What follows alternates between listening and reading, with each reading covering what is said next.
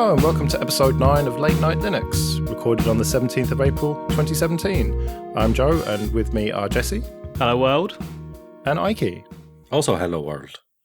Yes, no Phelim, unfortunately. Busy with work, I think, but we'll soldier on as a three-man team again. We will be covering a bit more Ubuntu stuff later. That saga just seems to run on and on and on. But before that, I suppose we better talk about some news stories. And the first one almost affects you, Ike. And that is that Samsung's Tizen is riddled with security flaws and is amateurishly written, according to this Ars Technica article. Tizen is something that you did work on, isn't it, Ike? But thankfully, apparently, all of this amateurishly written code was added long after your time, so you're off the hook. Yeah, I'm off the hook here, and the article does go on to explain that most of the additions and most of the, if you like, the cock-ups were added after the collaborative period between Intel and Samsung. So I am well and truly off the hook here. So, yeah, I mean, they might be using adaptations of forks what I originally wrote, but they're not my problems. So. Yeah, I mean, look, there's some specifics in this which was just fucking moonspeak to me, but presumably it sounds like it's amateurish, as the headline suggests. Yeah, I mean, there some of the examples they're given there is like using the string copy functions. Some of the C functions, I mean, C is an old language, right? It's been around for donkey's years, right? There are some things that you just don't do. So if you're dealing with arbitrary input or just arbitrary strings, the thing is with C is you basically need to know how big your strings are and how big your storage is. So it's kind of like trying to get an elephant into a purse. It's going to overflow, right?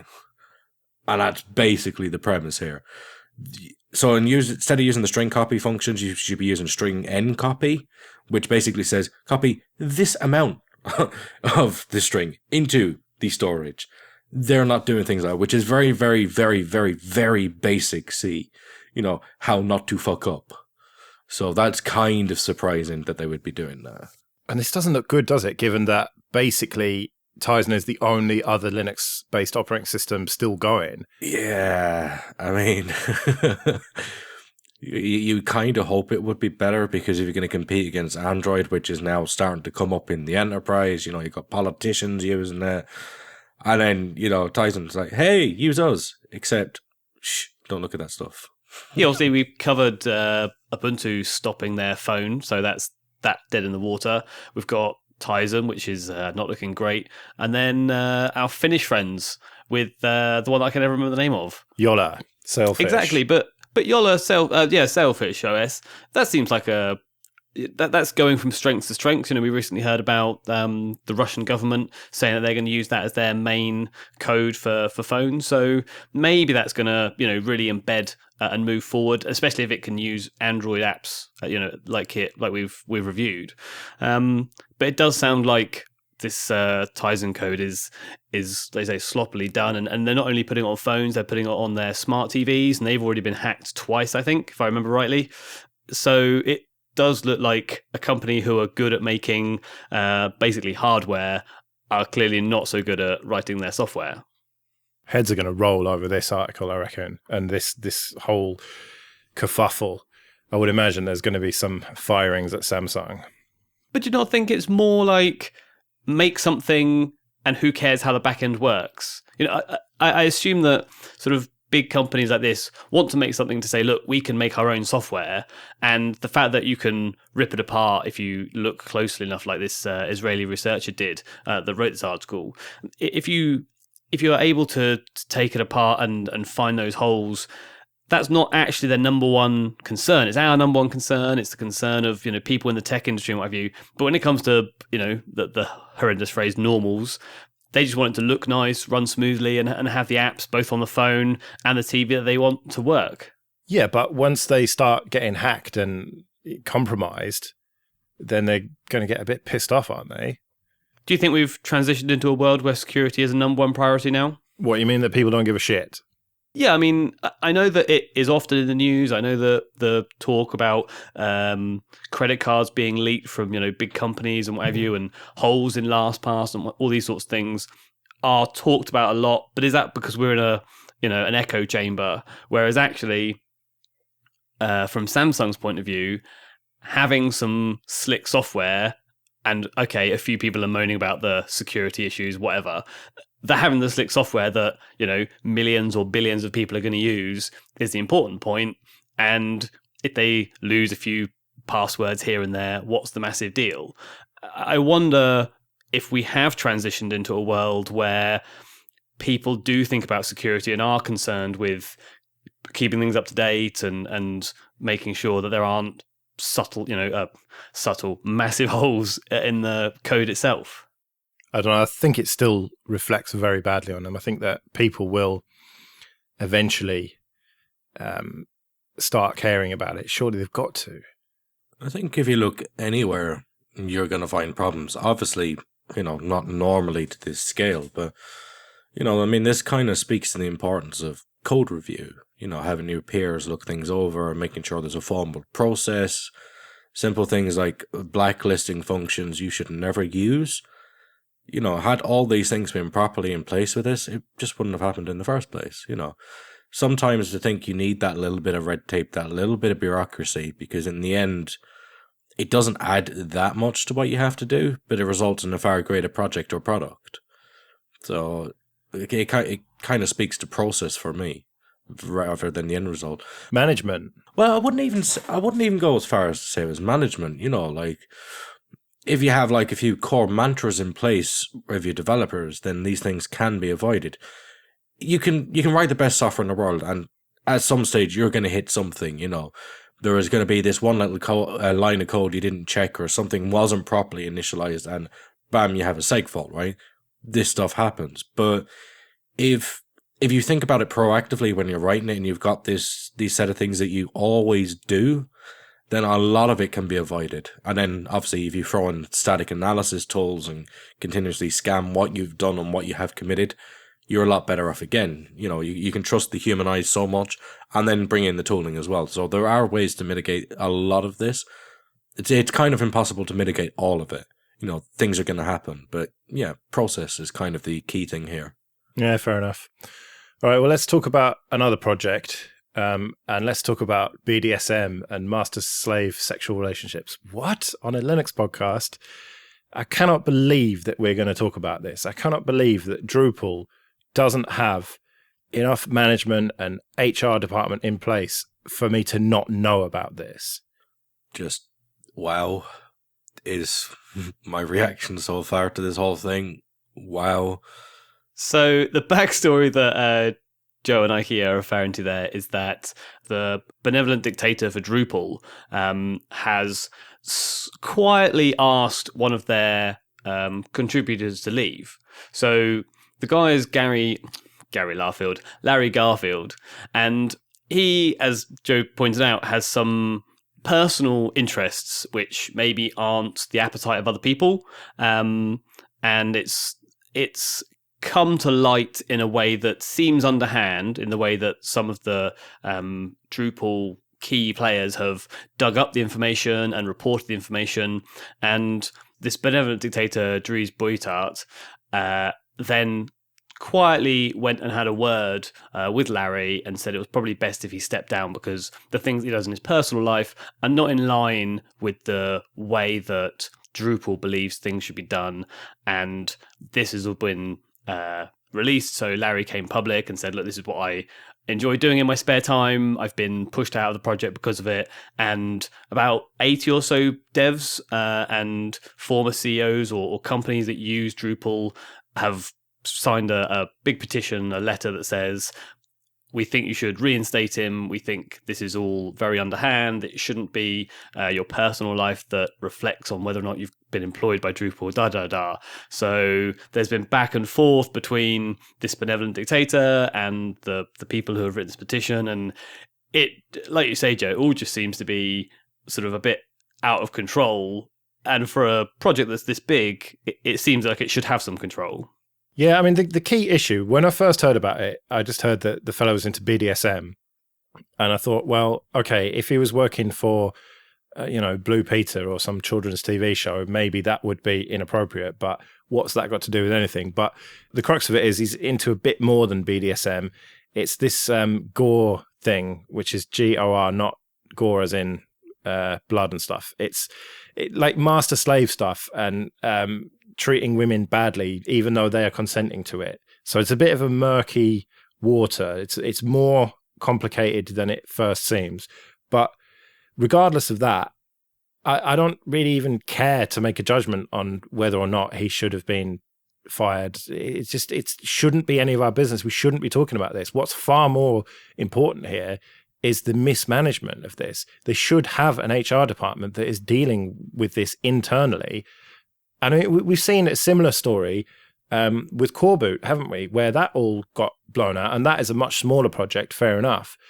And you think that lessons would be learned. I mean, it's the kind of thing that potentially, Ike, you are going to run into as the Solus project grows. I mean, have you put in place, or are you thinking about putting in place?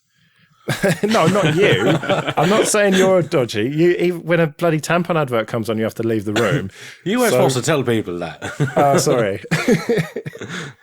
But yeah, I mean, look, I personally find it kind of disgusting that we're in a situation where we have to talk about another man's personal life, I'm kind of at the view, you leave your shit at the door. Whether, I'm not going to talk on what he's into or what he's done, because frankly, it's none of my fucking business. Exactly. And the fact is, from Drupal's perspective, it's none of anybody's fucking business. So we're at a point now where it's in the public light.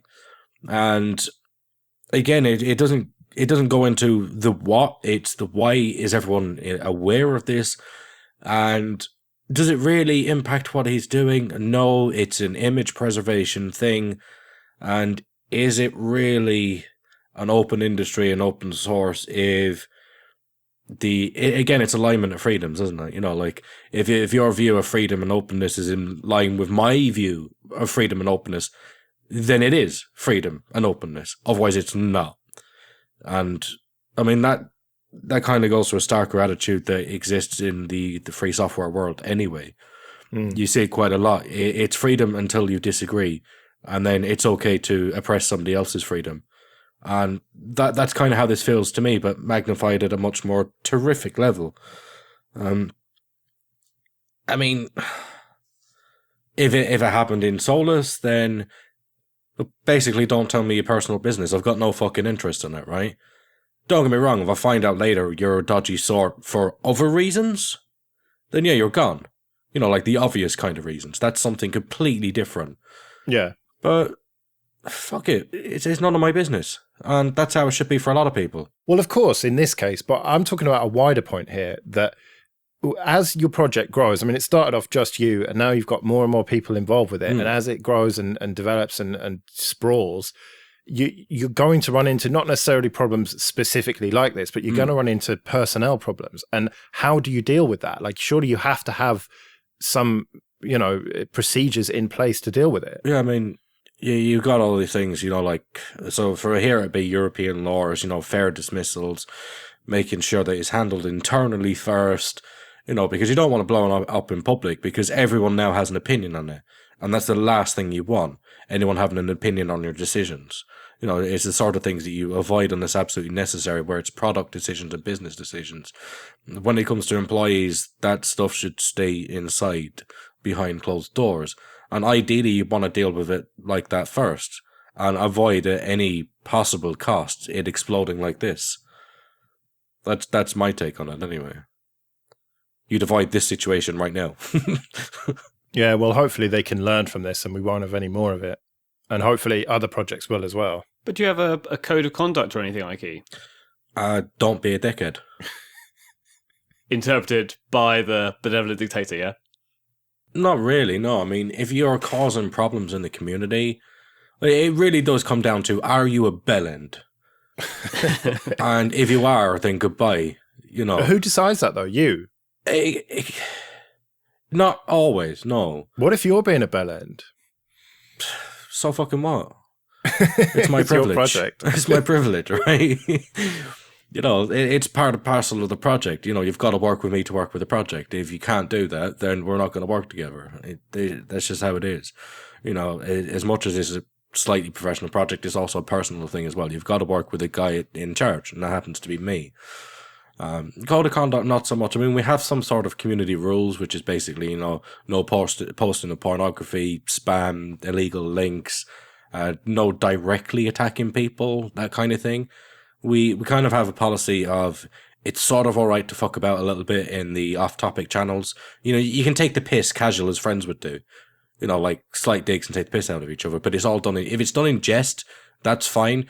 It's when people start being vicious and vindictive. That's when I will step in and give them a warning. And if they don't change their ways, I will fuck them out with no hesitation. But I think that just comes down to common sense and, again, not being a dickhead. So I'm just looking on the Drupal Wikipedia page, and it has down in that sort of core box of info, the original author or authors is Dries Buurthaert, and that was 16 years ago. And I wonder if, as the original author, he holds that it's my baby, therefore I can, make the rules or push people in or push people out as I see fit. And perhaps Drupal has now outgrown that sort of small niche. I mean, I agree with what you're saying, Ike. When you're in a team of, below 50, you can be quite sort of dictatorial over it. But when you're in a team that is, spread over the world and there's tens and hundreds and, the code base is massive and all these sorts of things, you start to need, as Joe was pointing out, some sort of HR department, or at least an acknowledgement that you can't just chuck people out without some sort of process. Yeah, I mean, there are laws, there are repercussions, and there are ways of doing things. I mean, at the moment, something like Solus, it's, nobody's paid, nobody's employed. It's just a case of, do we still accept things in the project? And nothing really ever comes to that point. People know how to be and everyone gets along.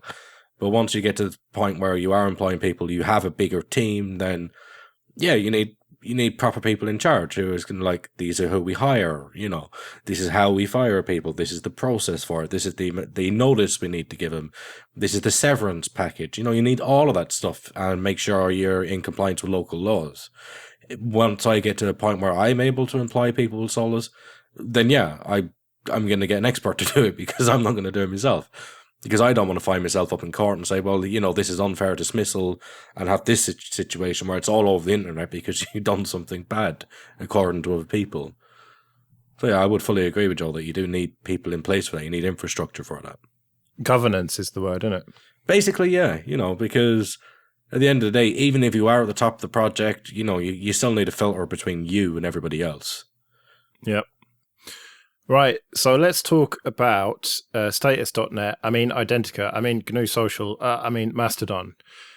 They keep giving it new names, and finally, one has worked by the sounds of things. Mastodon is the Twitter clone that has exploded in the last couple of weeks. Do we care? Should we care?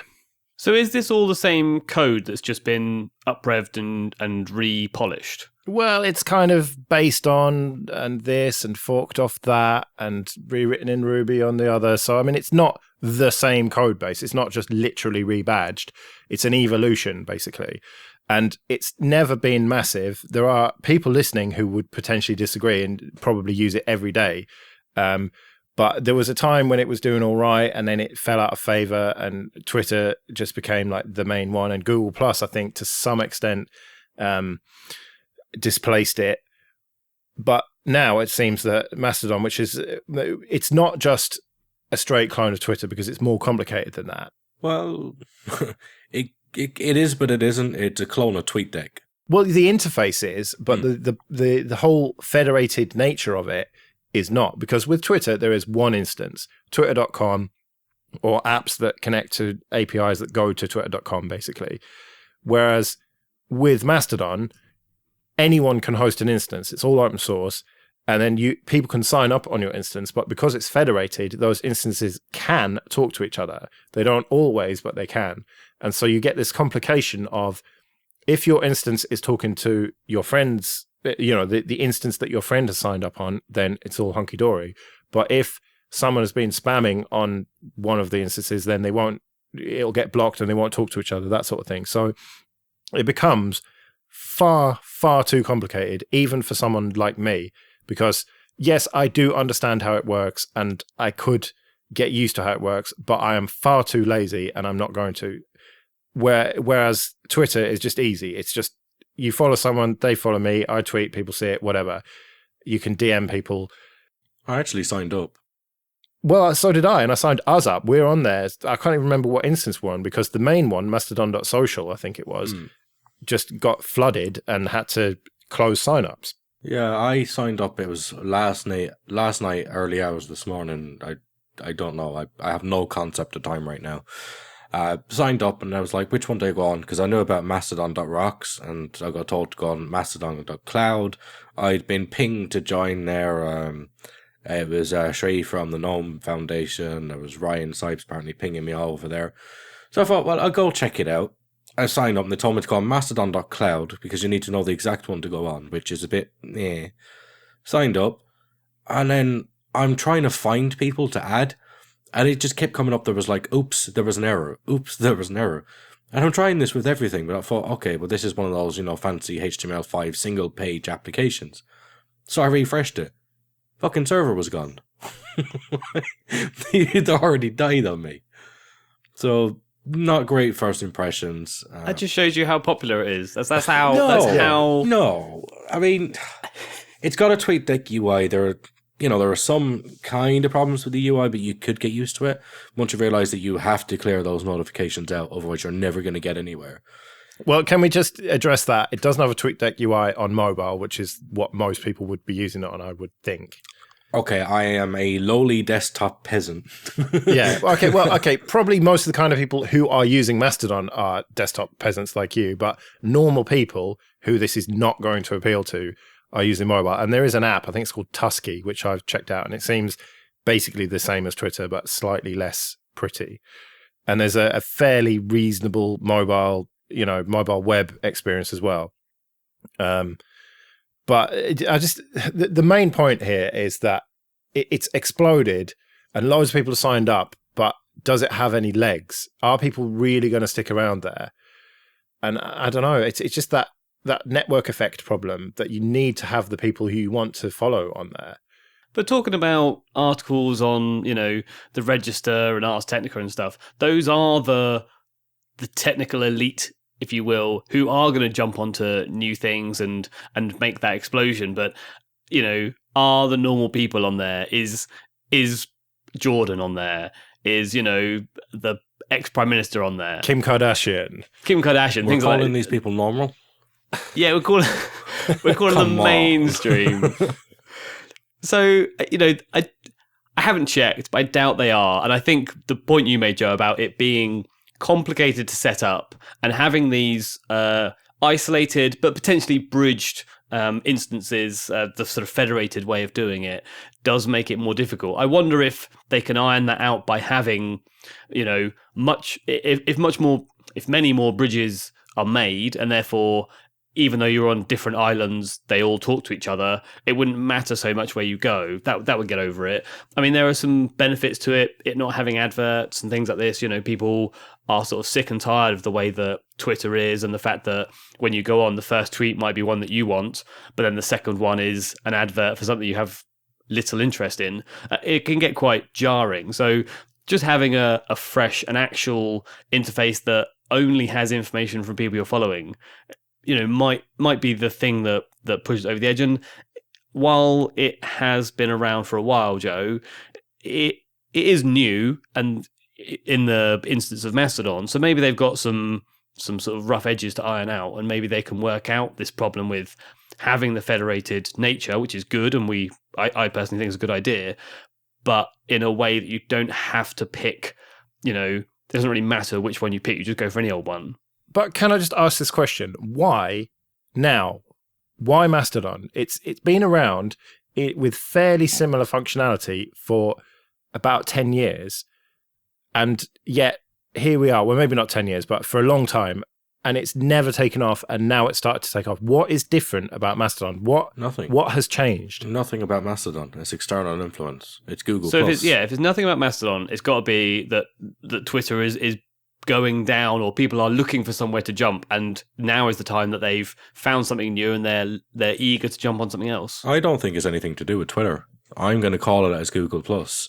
Well, because Google Plus, people get the feeling that they're going to kill it off soon. It's dying. Yeah, it feels like it's dying. There's definitely, I mean, they removed the Hangouts integration. They've removed the Google Plus integration with YouTube. They reverted so many of the things they were doing. So they're not committed as they were to Google Plus anymore. It's kind of a back burner project. And when they forced change the UI on people, even to this day, people are not happy about that. And then they started to second guess their own decisions over at Google, and they started putting up little pop-up dialogues on Google Plus. How do you feel about the UI? And it took so long for them to put that. I think everyone's lost a lot of confidence in Google Plus. And if you look at the people who are on Mastodon at the moment, you know, it's content creators, you know, artists, graphic designers, you know, electronic musicians, tech geeks, people like us are over on Mastodon right now. They're the people that would go on Google Plus and then have their communities there. But Google Plus now is starting to descend into a chaos that resembles the bastard child of the YouTube comment section and a Facebook advert. Yeah. Because you go onto the Linux communities, and then there'd be someone like, it feels like the ASL conversations years ago in the comment section. So people know that ship is sinking, and I think that's a big contributor to the success of Mastodon. I mean, hell, I signed up. It's a backup plan should Google Plus actually die. And there are interesting people. Something's just dawned on me there. If you had, for example, us, we could run our own instance of it, and so people could sign up and be on that, but then they wouldn't be just totally siloed off from everyone else. They could interact with other communities. And so I suppose in a way that would be, you know, it's better than forums, which are just so old hat and just terrible. Yeah, each server becomes kind of like your category in the forum itself, and you can have accounts on multiple servers. So you could have like an art server, you could have like a tech server, you know. So they become like the original circles in Google Plus almost. You know, that's where you have them, but then you can still cross reference between them. So, I mean, the idea is, it's kind of growing on me, and I think with some small refinements over time, you know, things like inline images and GIFs, you know, the usual nonsense you'd come to expect. GIFs? Yeah. Oh, glad you said that, Joe. I was biting my tongue. What? GIFs, you mean? Oh, fuck off. These things aren't meant to be said. They're not supposed to be said out loud. I know. Yeah, Let's just gloss over that then. Yeah, I mean, GIFs on there. You know? Yes. Graphics interchange format files. Wait, hold on. No, because I'm not having this, right? It's a GIF, right? Because then you have people saying GIFs. It just sounds fucking ridiculous. No, GIF sounds ridiculous. No, it doesn't. Wasn't it the founder himself who said it was supposed to be GIFs? Yeah, So? everyone Yeah, he's laughed at him. wrong. He's wrong. He's well wrong. But it doesn't matter because it's not a fucking thing you'd say in real life anyway. This is just a tech thing, right? It's like Linux and Debian. These are things that aren't said in normal conversations. How do you say these things to people like true, ls, bash? You know, these things aren't meant to be said aloud. Yeah, I suppose LexD, all that kind of stuff. Yeah. QEMU. How? Cute, anyone? Yeah. Yeah. It's like, oh, I got a cute toolkit. Someone's just going to give you very strange looks at that point. Pink hammer. Yeah. Well, we'll see how it goes anyway with Mastodon. I can't even remember what instance I'm on. I may go back to it at some point, but we'll have to see. Right, so the last news story is not massively relevant in the details. Basically, Windows Subsystem for Linux has been updated in this Windows 10 Creators Update. And they've added loads more functionality to it, basically. What that functionality is pretty boring to me. I don't suppose we need to go into the details. If you're really interested, I'm sure you can read about it yourself. But the reason that I've included this in the news is I just wanted to get your takes. It's a shame Phelim's not here because I know he's very into the freedom stuff. But, you know, what do we think about this subsystem for Windows subsystem for Linux? Is it going to kill Linux on the desktop? Are devs going to use Windows for their gaming and development instead of dual booting, for example? I mean, like you said, there's a lot of updates and detail on my view, and the only one that I wanted to pick up was that you can now load Windows commands from Bash, and vice versa. You can run Bash commands from the Windows shell, the PowerShell, what have you. So you can use ls and everything as if you're running it in a terminal on Linux, but you're in PowerShell, and you can run Notepad from a normal shell prompt. And that sort of interoperability, the ability to run the binaries no matter which command line you're in, I think blurs the line even further, which is, it's all part and parcel of what they're trying to do, or what their aim is to make you feel like you're using whichever system you're comfortable in, whether you're, normal to running Linux and Linux servers, but you have to do it from a Windows desktop, or you're used to Windows and someone's told you to update a Linux server and you're sort of a bit unsure.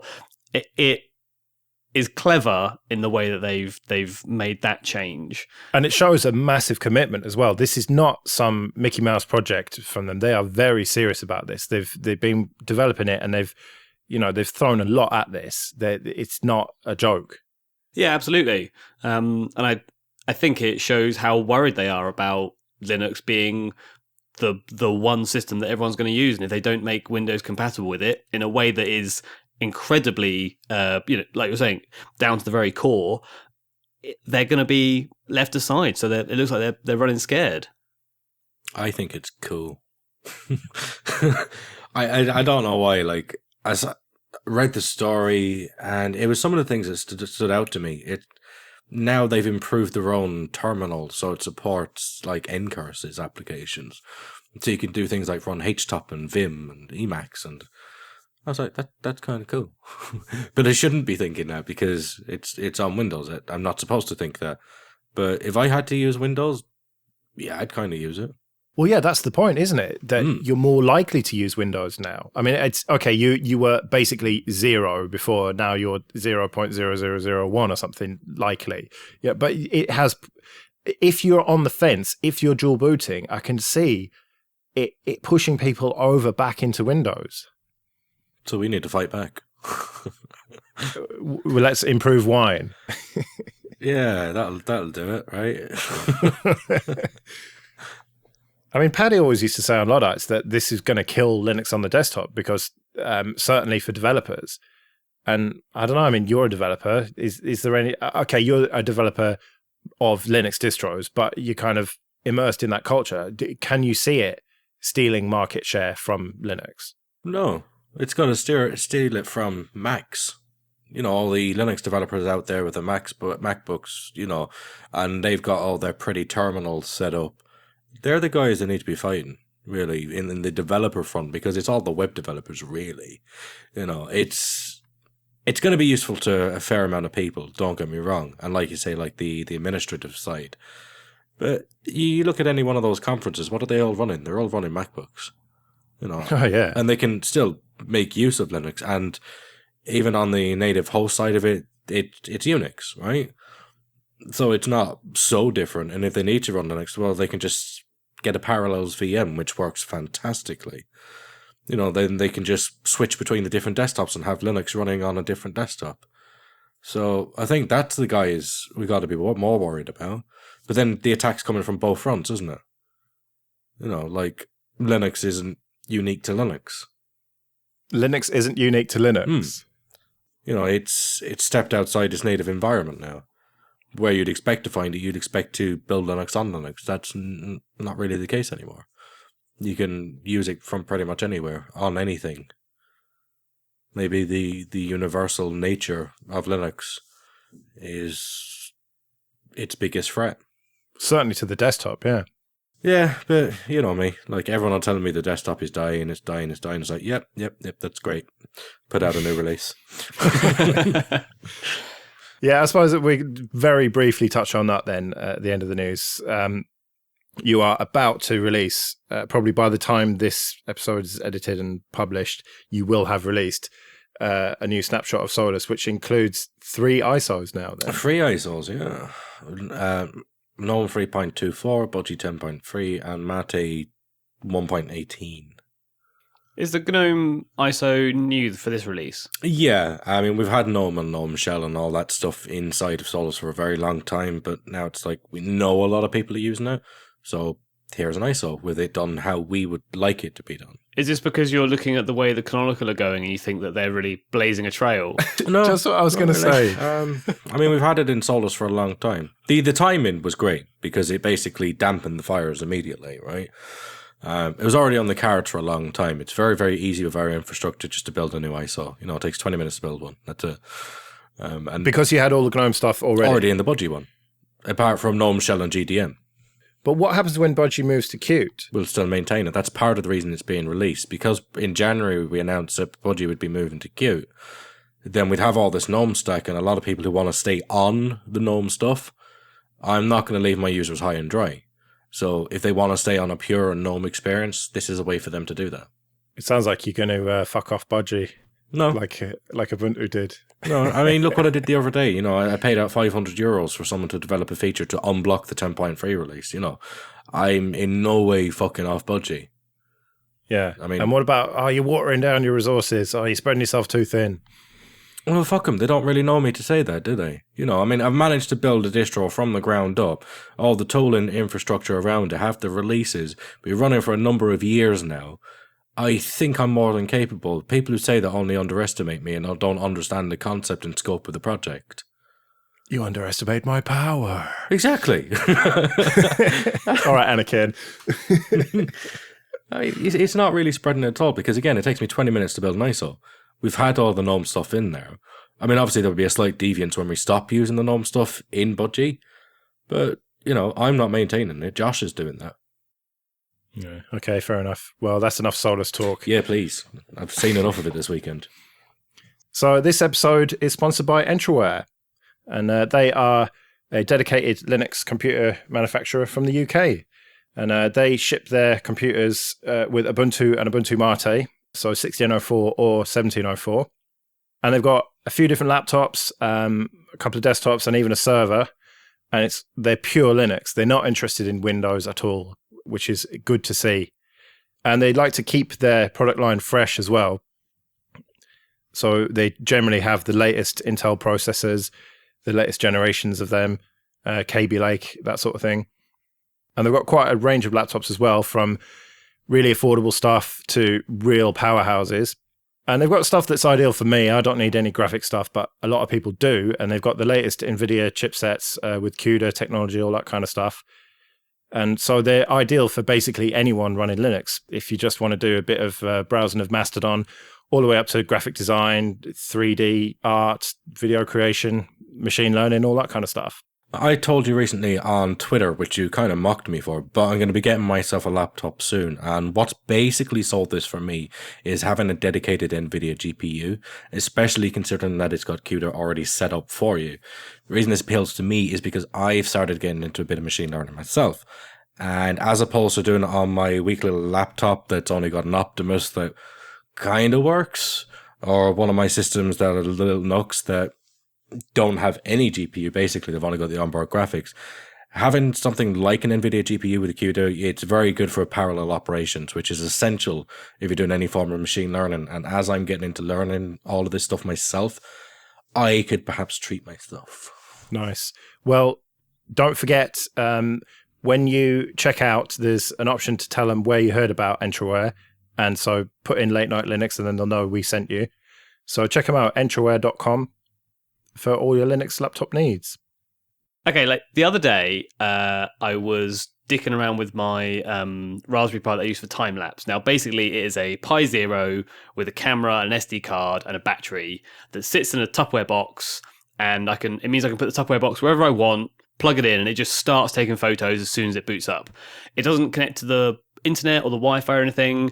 When I want to take the photos off when I'm done, I just take the SD card out, plug it into my computer and download the pictures, then put it, wipe them off, put it back in, off we go. And I realized that this thing's been sat in this box, and every time I use it, I just plug the battery in and go. And I never have to think about updating it or changing the software or doing anything for security because it never connects to the internet. And it was just so refreshing and so nice to have a computer or any bit of hardware that, you know, normally connects to the internet, that you didn't have to constantly update it. And especially the Raspberry Pi, which takes, you know, quarter of an hour to do a full update if you haven't turned it on for 6 months or something. It's just so nice to have something. And funnily enough, later that day that I had this thought, my phone needed an update. There was like 6 apps on my phone to update. I updated my server. The Raspberry Pi that I have on my house, which is connected to the internet, needed updates.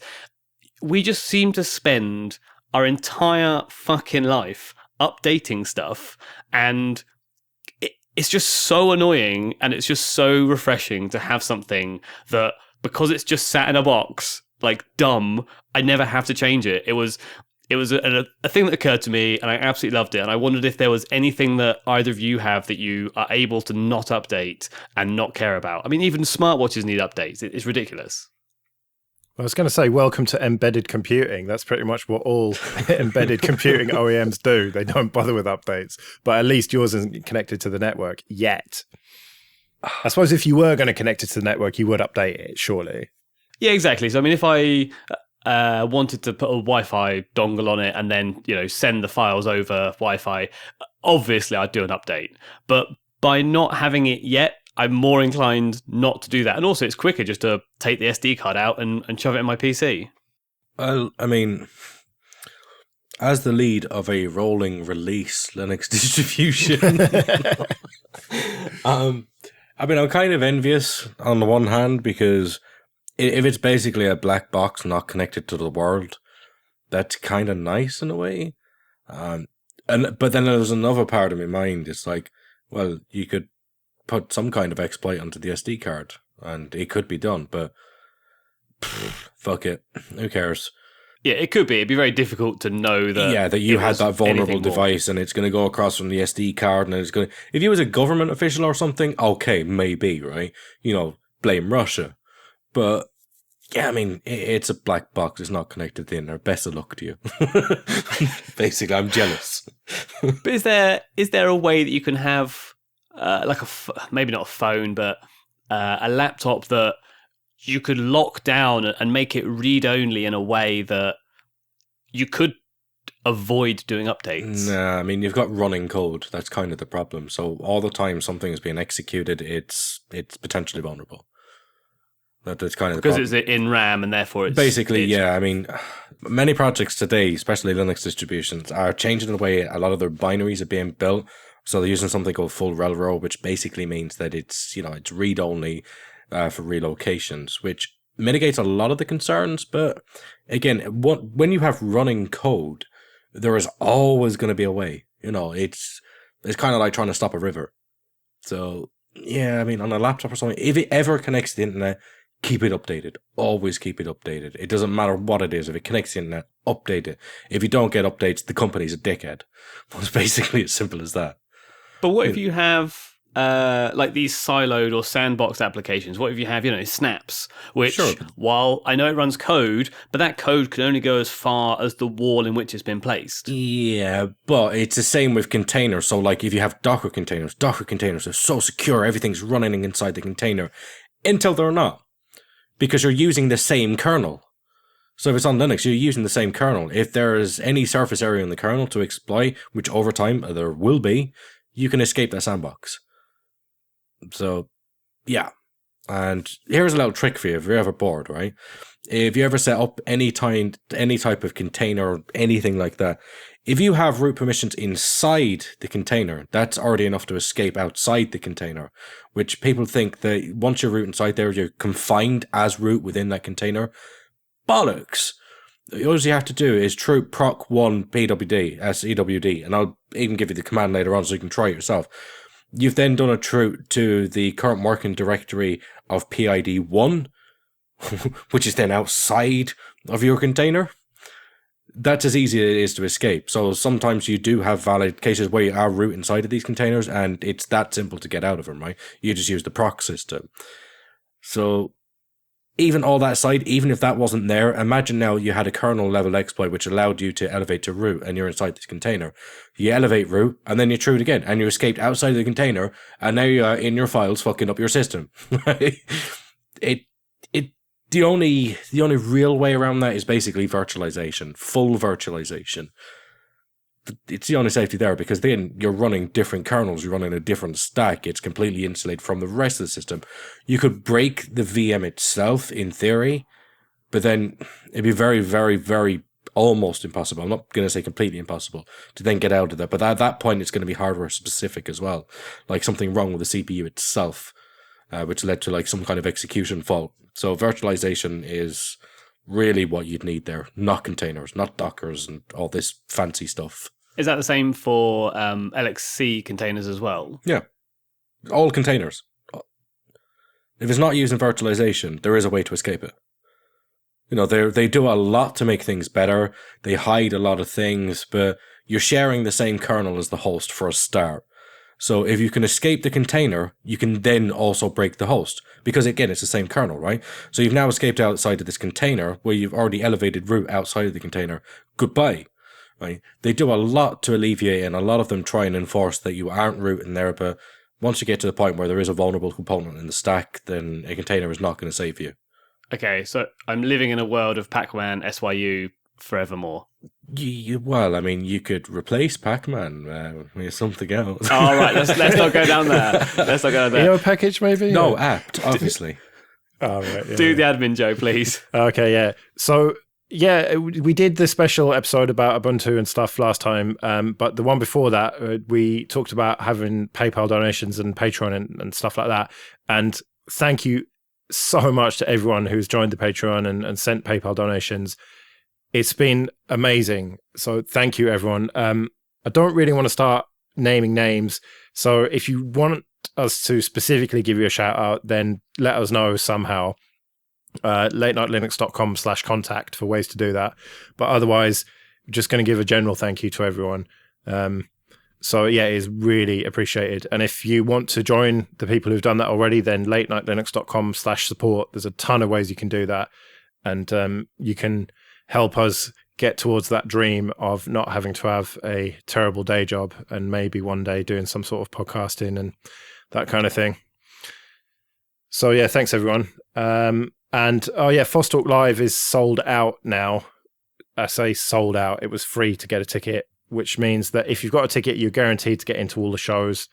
But if you want to come, then on the 24th of June this year at 6 p.m. at the Harrison, which is near King's Cross in London, come see us, minus Ike, doing a live recording along with the Ubuntu podcast and Linux Voice and Stuart Langridge and Dave Megaslippers from Bad Voltage and Geek News Radio. It should be a good night. You can't get a ticket now, which means you're not guaranteed to get in, but if you come anyway, you could probably just sneak in or something. And not everyone is going to want to watch all the shows. But yeah, thanks to everyone who got a ticket for that as well. Yeah, also thanks to everyone who got in touch regarding my LastPass woes and the general discussion about that. I've been recommended NPass, Pass, KeyPass, KeyPassX, KeyPass XC, and then a bunch of sort of Android tag-ons that allow you to use those various ones in different ways. And I'm slowly working my way through them to work out which one's the most recent. I got a lot of info from John the Nice Guy, so thanks to him. And I did look today, just dipping my toe into the dangerous waters. I looked at exporting all of my passwords and everything from LastPass, and it just gives it to you in one big, long, plain text file, and just sort of scrolling through that, thinking, all of this privileged information is just in a text file. So I quickly closed that. But also we had some feedback from Eric T that I thought just sort of summed up the point about Ubuntu very nicely, as we're about to just talk about some updates on that. And he said, "This is the beauty of Linux. A major player decides to drop a key element of its environment and users are meh. Imagine if Ubuntu was a walled garden like Apple and you were stuck there." I think that's a fair point. You know, the fact that Ubuntu has dropped its flagship desktop environment and has moved over to something else, and while a lot of people had things to say about it, I think that the general view was they can do that. If I don't like GNOME, I can choose XFCE or KDE or whatever it might be. There are options. So it is nice being in this environment and you have the options. But as I say, we're now going to go and move on to chat about some of the updates since that Ubuntu announcement. Yeah, so we did a whole show about it, so we shouldn't probably talk too much, but some stuff has happened in the last kind of week and a half. And I suppose the first one is that Ubuntu GNOME is going to merge with the main edition. So basically Ubuntu GNOME is going to go away, but it's not going to go away. It's more, I suppose, the main edition is going to go really, and you're going to end up with just Ubuntu GNOME, which is good in a way because it's not a duplication of effort, but it, as far as I can see, it's a validation of my view that, and my opinion, that they are looking to distance themselves, Canonical, from the desktop and trying to offload as much of it as possible and have as little to do with it as possible, especially given that they've said that they're not going to customize it at all, hardly. They're basically going to just ship stock GNOME. Yeah, I was wrong. And I can't believe I was wrong about this, but they're crowdsourcing the desktop, their brand assets. Yeah. So, yeah, I was wrong. So I was right. Yes. Well, hang on a minute. I mean, the point that what they're saying there is that they aren't going to shuffle the way in which GNOME has its things placed. So, yeah, they could have gone a long way in order to have the main bar on the left-hand side, like they always did, full top to bottom. They could have, moved things around so that it looked a lot like Unity, but was running on GNOME. And they've said, GNOME have put a lot of effort into deciding on how things should be and how they should look. And they're a dedicated desktop environment team. Let's leave it to the professionals in this case. But it doesn't mean they're not going to, colorize it and have the sort of environment feel and look like they would expect it to be in Ubuntu. They might have the same window borders, the same desktop wallpaper, the same icons, those sorts of things that they can switch out very quickly and not have to move every single time they do an update. Yeah, but it's still going to be GNOME. They're not going to customize it, beyond a bit of window dressing. Jesse, do you know how hard it is to change a wallpaper on a distro? I mean, some distros just exist just to prove how hard it is to change a wallpaper. You no respect for this. You don't know how many people we got writing in when we'd mention the wallpaper when we were doing a review on Luddites. And they'd be like, do you know you can change the fucking wallpaper? It's like, all right. Not that you can actually use the desktop on GNOME, though, unless you use loads of extensions. And, we've seen a lot of people blogging about this. I mean, I have seen at least 3 blog posts. I think one from Popey, one from Stuart Langridge. I think there's one on OMG Ubuntu, basically saying use these extensions and you can make GNOME into Unity. But it seems like Canonical aren't going to do that. They're not going to make it feel the same, even though it is relatively straightforward to do that. Certainly, if you spend any development time doing it, and you can then push out a release that feels very much like Unity. But I don't know, why is it that they're not going to do that? It wouldn't be that much effort, would it? I mean, these extensions, Ike, you know much more about this. Are these extensions official extensions or are these third-party things? That's kind of blurred. There's a small handful of official extensions which exist in the GNOME Shell extensions, but there's a lot on GitHub and things like that. It's not to say they couldn't be used, I think from their perspective, you can't move forward when you've got one leg stuck in the mud. And I think that's kind of the approach they're taking here. I mean, we'll see how it pans out. I honestly can't, and I mean this with all respect to the GNOME developers, I cannot see them shipping with things like the Adwaita theme or anything like that. So I think there will be the typical level of distro integration, which they wouldn't call customization. Like you say, wallpapers, fonts, GTK themes, icon themes. I'm just hoping they actually come up with a new GTK theme, personally. What, so people will use something other than, what is it you use? Well, no, I use Arc, but the one that they're using and have been using since 1946, they have, what's it called? Ambience and Radiance. Oh, yeah. Which have been around since, Ubuntu 9, Ubuntu 10 or something? Man, it looks all right to me. I've never had any issue with the aesthetics. Well. But yeah, I mean, they're more free to do things that they wouldn't have been able to do before because, it was Unity. That was what Unity looked like. Unity has humanity, There was all these expectations of what Unity is.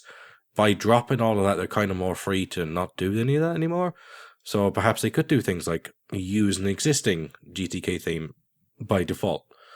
Use new icon theme. There's a lot of things they can do now, and they can refine it. Don't get me wrong, it's pretty easy to do. You can pre-package GNOME shell extensions. You can configure it to use them out of the box. So we'll see. It doesn't sound like they're going to do that, though. It sounds like to me that they're going to ship stock GNOME. Oh, they wouldn't. They wouldn't. And then I think that's what they're going to do, and I think that's what's going to happen. Nobody would do that. Nobody's that crazy. No, because again, I mean this with all respect, but my God, stock GNOME is ugly.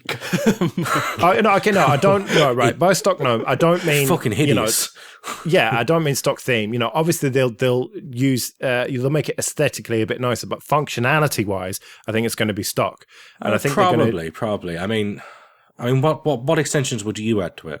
There's a question for you. Well, I don't know. I don't give a shit about GNOME, to be honest. All right, fair enough. I'm happy with XFC, especially given that it seems like they're actually starting to port it. How is that GTK2 for you? Well, I was just about to say they're starting to port it to GTK3. I was getting very worried about it, but it's starting to happen slowly but surely. But anyway, that's all right.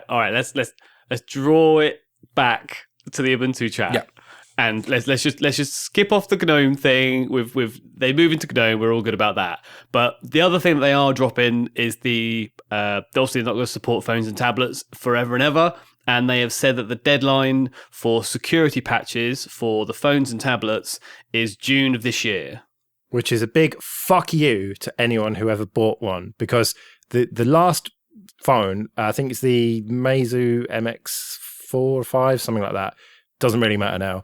The last Ubuntu phone that you could buy, by my reckoning, was still available for sale in June 2016, which means that you get 1 year of security updates. Now, okay, the argument is, well, look at Android. You're lucky to get one update with that. You're lucky to get 6 months of updates. But wasn't the whole fucking point of this that you got security updates? The one thing that it had going for it was that it had security updates. The one thing that I praised it for was that they had this commitment to be like a proper Linux distro that actually gave a shit about security and gave you updates long term. Meanwhile, you buy this phone, 12 months later, fuck you, no more security updates. That to me is just like, their way of saying, like, not only are we not going to make this anymore, but we are just going to burn that bridge. We're just going to watch the world burn, basically, when it comes to the phone. And that to me is just fucking outrageous. So they're looking at getting rid of, I've seen reports of sort of 80-ish people. And if you're getting rid of all those people, and maybe other people are moving within Canonical, so they're not actually leaving per se, they're just going on to different jobs, you can't have a group of people staying doing something which is unproductive, which you're trying to put a bullet in the head of, and then continue it for another year just to sort of have it tick over. Yes, that's fair enough, but they sold a consumer product that anyone could buy. Right, if it was the Nexus 7 version of it, or the Nexus 4, which was an image you had to physically yourself download and flash onto a device, and you had to do fastboot OEM unlock, you had to know what you were doing with that, right? If they just abandoned that like that, that's fine, because that was a community thing, and there were no expectations of long-term updates. Well, I mean, there were some expectations, but I think it's fair enough to do that. But a consumer product that you can buy with money, it's just not right for them to abandon it like this. They should have, yes, it's going to cost them money that they don't want to spend, but they could have put a skeleton team together to work on this, to give you updates for at least another year. So at least you got 2 years out of it, if not ideally 3. I mean, they never had any commitment to long-term support or anything like they do with the desktop and the server, which is 5 years. But surely people were expecting at least 3, like the flavors, if not 5 years, and certainly not 1 year. And so to me, I'm not having it. I think that they're trying to tighten their belts, but they could have found money for this. They should have found money for this. And if I had bought one of those phones and was actually using it and it wasn't just stuck in a drawer, then I'd be mightily pissed off right now. Yeah. Halfway through that rant tirade. I was sort of sat there thinking, 2 months is difficult. End of 2017 gives you time to accept you're not going to get any new applications, or you're only going to get updates to those those few applications. But you can at least still use your phone and slowly move away from it or get something new. 2 months isn't long, and you're right, you probably don't need 20 people just to tick over with security updates. They've also said that you won't be able to buy applications from the App Store after that date. So anyone who has a paid app has to decide whether to pull it entirely or allow it for free for people to download on their no longer secure phone. There's that sort of issue as well. Can we just talk about the job losses aspect of this, right? Now, I've heard conflicting reports of the number of people who have been fired or are about to be fired, which we'll get onto in a second. But in terms of this Ubuntu phone situation and convergence, basically Unity 8, Ubuntu Touch and convergence, right? Let's say, conservatively, there were 20 people working full-time on that. Now, from what I've read, I don't think that is unreasonable to say. So for 7 years, that's 20 people working full-time on it, probably more. 20 times 7 is 140 person years. 140 working years, at least, were spent on Unity 8, Ubuntu Touch, and convergence. And yet it was shit. Shit to the point where they've had to kill it. What the fuck went wrong? Where's your 7 years come from? Well, that's how long they worked on it. Surely not all the time. Like, phones only came out like 3 years ago. Well, it was unveiled on the 2nd of January 2013, according to Wikipedia.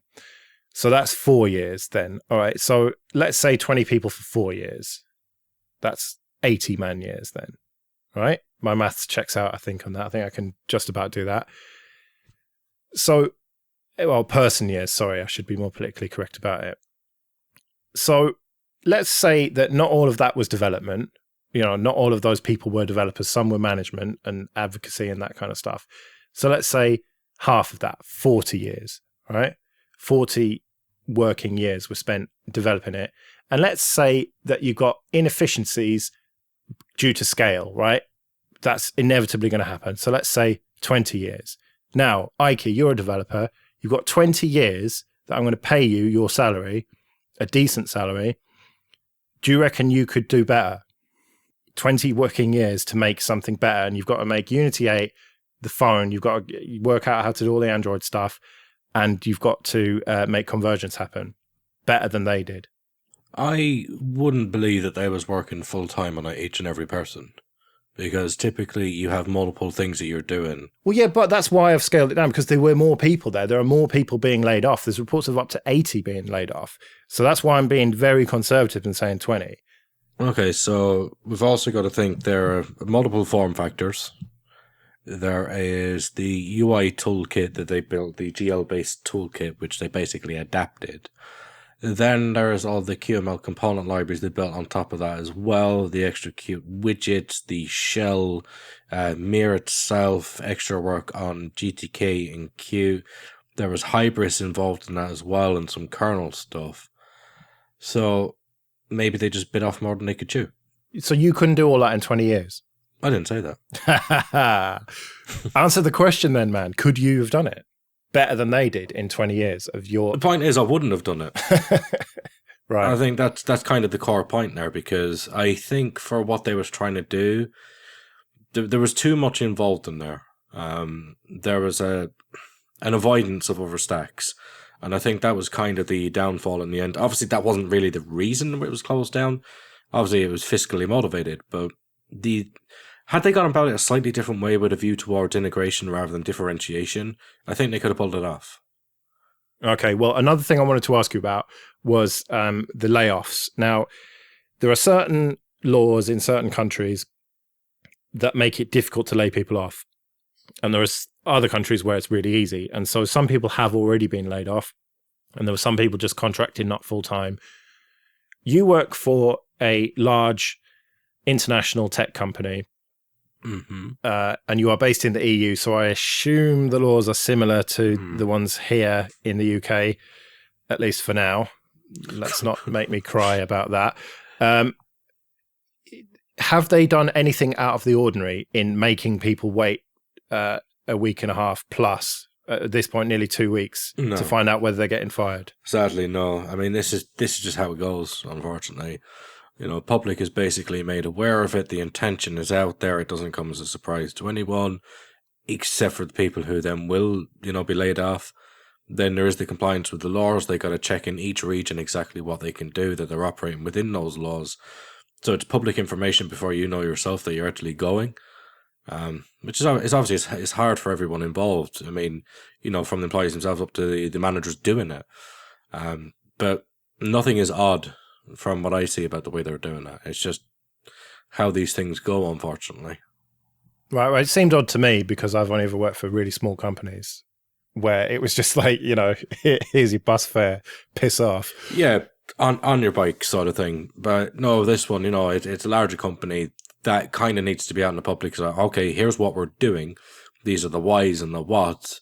And then it's like, okay, this is us now streamlining. And then people go. It's just how it is. I imagine it'd be very similar for me as well if such a situation arose. Yeah. So, Jesse, you work for a massive company that isn't a tech company. Is it the same deal? Would it be the same deal with them? It's really hard for them to sack people, and you'd have to have a solid argument, like this one, like a financial point of view, a change in business, yada yada. But the process of going through what your redundancy package will be, whether there are other jobs that you can have, da da da. If I was to be told that I was going to lose my job, I would work at that company for at least 3 weeks, if not 4. Before I walked out the door. So it is a very long process to get kicked out. Yeah. Okay. It's weird, and I've seen people there was a guy who was not just underperforming, he was just useless and lazy and terrible, and it was documented that he was terrible, and it took 3 weeks, 4 weeks to get rid of him through various HR processes and what have you. It was ridiculous, but at the same time, they're the laws that protect us from nasty bosses and things. So it's Well, it depends on your contract as well, because typically in the tech industry, your contract will have a clause where you can be wall-gardened. So you might not be officially terminated on the day that you tell everyone that you're sacked, but you've been wall-gardened for like 3 or 4 weeks, and then HR would contact you with a follow-up, perhaps an offer or something. But effectively, you're not at the company. So if you are that guy that is hell on earth to everybody else, while you're technically still employed, you're gone, and that's fairly common for that clause to be there. Well, one thing that I have to commend Canonical about with this whole thing is, unlike Drupal, who we talked about earlier, all of the Canonical employees, apart from the ones who have been fired already, have been tight-lipped about it. Trying to get any information out of Popey and Wimpy, who are my friends, even in private, they have not told me a single thing that is not public knowledge, and they just are properly tight-lipped. So Canonical is running a tight ship, so fair play to them on that. They are professional with it. It seems very unfair the way they've gone about it, but by the sounds of the realities of this world, they had no choice but to do that. So I won't criticize them anymore about that. Let's try and be a bit more positive and talk about UBports. Now, UBports was known for porting Ubuntu Touch to other devices like the OnePlus One and the Nexus 5, not officially supported ones. And they have vowed, I suppose, to carry on with Ubuntu Touch and Unity 8, possibly integrating Wayland, possibly integrating Anbox, which is a pretty cool thing that I couldn't get to work, which allows you to run Android apps on an Ubuntu desktop. And so they're going to try and make that work as well, which I think is massively important for the success of any mobile operating system, to be able to run Android apps. I know that's a controversial view, but there we go. But the big question is, do they have the resources to do this? And I hope they do, but I fear they don't. It's one thing to take software that someone has written and port it to another device. It's already working for this device and that device, and we've included all these new updates and what have you. And then UBports are moving it across to devices that it is not officially for, it's quite another thing to try and make the original software, update it, keep it alive, and put it onto other devices. So yeah, I think that's a big step up in their commitment. Well, there's also a separate Unity 8 fork, which seems to be more desktop focused, because although UBports kind of said a little bit about, well, maybe with the desktop and convergence, they seem to be more interested in the mobile side of things. But it's called Unit with a Y, Y-U-N-I-T, Unit. Was originally unity8.org, but then they quickly realized that, Canonical might sue us if we do that. So they've got this disclaimer. This site and the Unit project is not in any way endorsed or affiliated with Ubuntu or Canonical. I think maybe the T is supposed to be emphasized more. Unity. Unity. You muppet. Or right. That's made me happy. Unit. Well, it's spelled fucking unit. Okay, Unity. All right, yeah. I'm going to cherish this moment. Well, maybe if they put a space and a capital T, I would have thought Unit T. Okay, I'm thick. Whatever. Anyway, this is a WordPress blog at this stage and not a lot more.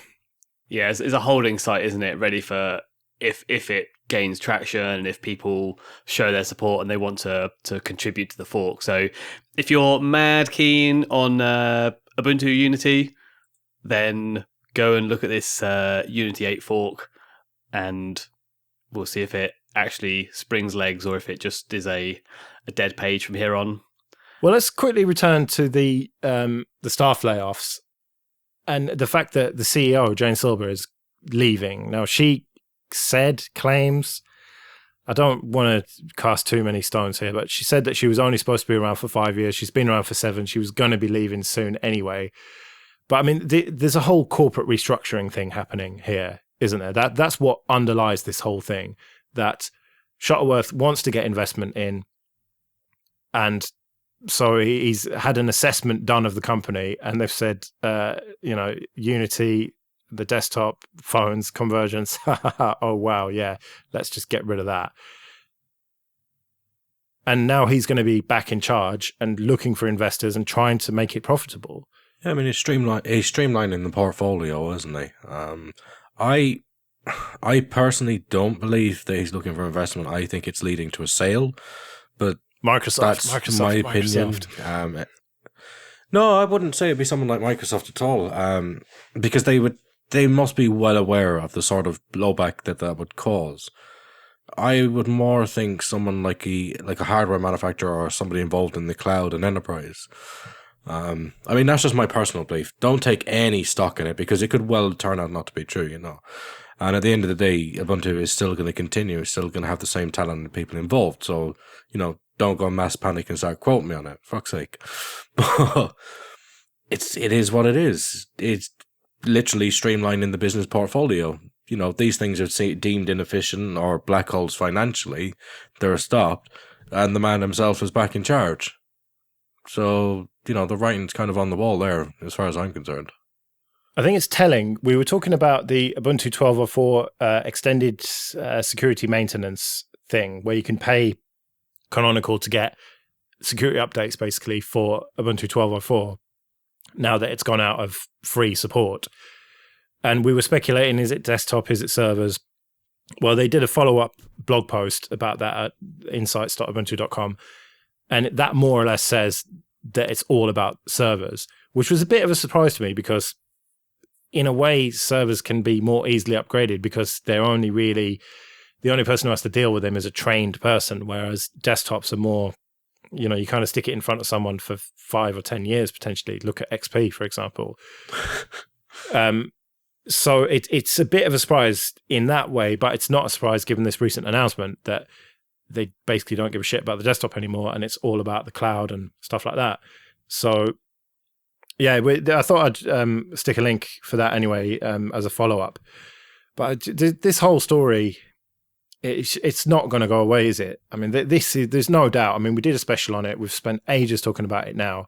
This is the biggest thing that's happened in Linux for 10 years, probably. Yeah, this is the ongoing rhetoric of the day.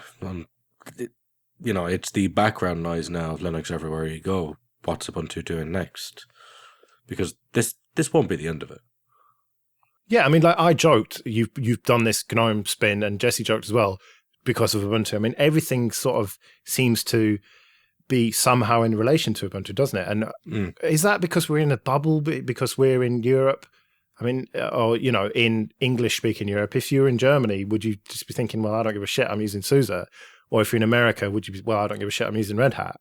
I don't know. I mean, Ubuntu is still one of the leaders in many areas. I think it's hard to ignore that. Well, for now, at least. We'll see. If they do sell out to Microsoft, then I won't be bloody using them anymore. I know that much. I don't think it'll be Microsoft. I have a couple of ideas in mind, but I'm going to sit on those. So let's see. Hardware makers. Or cloud. That you're not willing to talk about. No, not at all. All right, so now you pushed me into a corner, dickhead, right? So if I was to think of anyone, I mean, the ideal candidates in my mind would be Dell or HP Enterprise. What, for the cloud and server type stuff? Yeah, and especially in terms of HP Enterprise, in terms of OpenStack, LXD, and things like that. In my mind, that would be someone who would buy them up and wouldn't have a community blowback. Well, I would say that, except for HPE just laid off a load of their OpenStack type people, didn't they? So that suggests that they're not really interested in that stuff as much. I say just. I don't know anyone who's not interested in the cloud at the moment. Yeah, true. Everybody's following the money, aren't they? There's a cash cow and everyone's chasing it. And it's the cloud. And as IoT grows, the cloud grows because the cloud powers IoT. There is it's a symbiosis, basically. So anyone who's not chasing cloud, I would be quite suspicious of, to be honest. Yeah, and there's an established commercial relationship between Canonical and Dell with the desktops and laptops. Yep. So a working business relationship already exists. So I mean, if I was to eye up candidates, that's personally how I'd say it. But again, don't take any stock with it. Just see how it pans out. Yeah, I've heard speculation of Amazon before. I don't know. I think that's more people linking back the Unity Dash with the search features. I think that's probably got more to do with it. But yeah, I mean, Amazon is huge. They was originally a sales company, but they're not that anymore. They're a cloud powerhouse. Well, arguably they always were, and then the books and DVDs and media and stuff is just an addition for them. But yeah, right. Any closing thoughts then, Jesse? I'm not sure we're on the biggest bit of news for 10 years. I think the trends are bigger than this, but as single bits of news go, discrete pieces, it's pretty huge. This is gonna rumble on for a while, and I guess we're likely to do a review of the first major release of it to see what they've done with GNOME, whether it is just a wallpaper change and some font changes, or whether it is more than that. But like I say, it'll roll on, and we'll review it as it goes. Yeah, so 1704 is out, and the flavors, not much to say about that. It's a bit of a Yonorama, really, except for Ubuntu Mate, I suppose. That's the asterisk there. They've now moved over to GTK3, so well done for that. And it looks like 1710 will also be Unity, so the first proper release with GNOME is going to be an LTS, so that adds fuel to my fire, saying that it's going to be totally stock, and basically look at Ubuntu GNOME now if you want to look at what Ubuntu proper is going to be like in 1804. So yeah, I suppose with that then we better wrap it up. We're back in a couple of weeks with episode 10. Can't believe it. Well, let's not get too excited until we actually get there, eh? So yeah, until then, I've been Joe. I've been Jesse, adios partners. And I'm Saloki. See you later.